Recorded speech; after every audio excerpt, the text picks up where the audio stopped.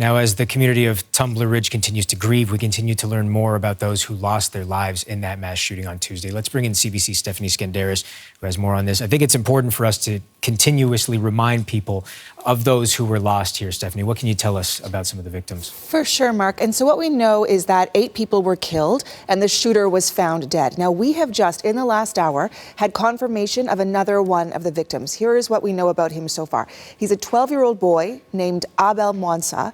He was born in 2013 in Zambia. This is a picture of him here. He and his family moved to Canada in March 2023 for a mining job. He's named after his father, whom CBC has spoken to. Now, Abel Mwansa Sr. describes his son as a great boy and a good boy, a leader known and loved by everyone in town, and always wearing a genuine smile. So he is one of the 2 boys killed at Tumbler Ridge Secondary School. The other one was aged 13. There was also a 39-year-old female educator and 3 12-year-old girls. Now, one of these victims was found in the stairwell, the others in the library, and then found at the shooter's home on Fellers Avenue, her mother, Jennifer Strang, 39 years old, from Lawn, Newfoundland, and the shooter's 11-year-old stepbrother. So we are continuing to learn more about who these people were, what their stories were, what their condition is now, if they are one of the many people injured, and yeah, just who they were. And as we get that information, we'll be bringing it to you. Let's talk about that aspect of it as well. More than 2 dozen people injured here, traumatized. You know, who knows how they will feel, and you know, it'll be a long road for them moving on with life, whether we're talking about serious injuries or not. What can you tell us about some of the injured? Yeah, and of course the mental impact as well. So there's a lot of people injured here. 25 people were treated for non-life-threatening injuries, but there are also 2 people who were in critical condition. One of them is a 19-year-old woman airlifted to a hospital in BC's Lower Mainland in critical condition. The other, a 12-year-old girl, airlifted to BC Children's Hospital, also with critical injuries. Now, Premier David Eby was at that candlelight vigil in the community last night that hundreds of other people also attended. Eby said they were speaking about the girl who was critically injured. You can see pictures of her here. Her name is Maya, and he was asked to pray for her. And here is how he said that moment went.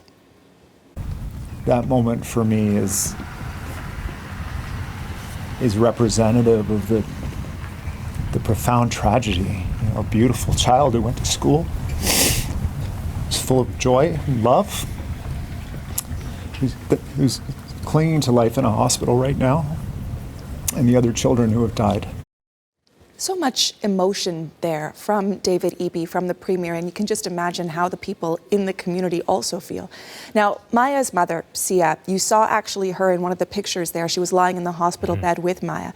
She posted, her name is Sia, and she posted an update after the shooting on her social media, which she said she was writing from the hospital. Here is what she went on to say. My 12-year-old daughter is fighting for her life while they try to repair the damage from a gunshot wound to the head and one to the neck. She was a lucky one, I suppose. Condolences to other families during this tragedy. This doesn't even feel real. I never thought I would be asking for prayers, but please, please pray for my baby. Now, there is a fundraising page for Maya's family. It has raised now more than $280,000. And a lot of people on there saying, yeah, they are praying for Maya. Well, this is a story of national scale, and everyone across Canada is grieving for the people of Tumbler Ridge. We're talking about a community of only 2,400 people or so.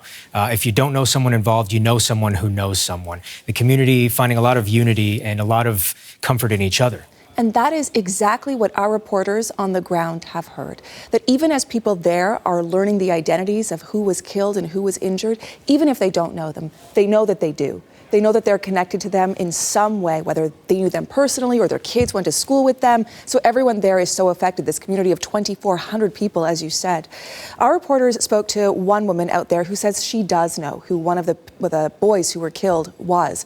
And here is what she said about their connection. He was a friend with my grandson, and my grandson would come here every summer for a holiday, and they would hang together, go biking and, you know, play games, whatever they did. And yeah, so it sort of impacted us as a family. I haven't told my grandson yet. That's going to be tough.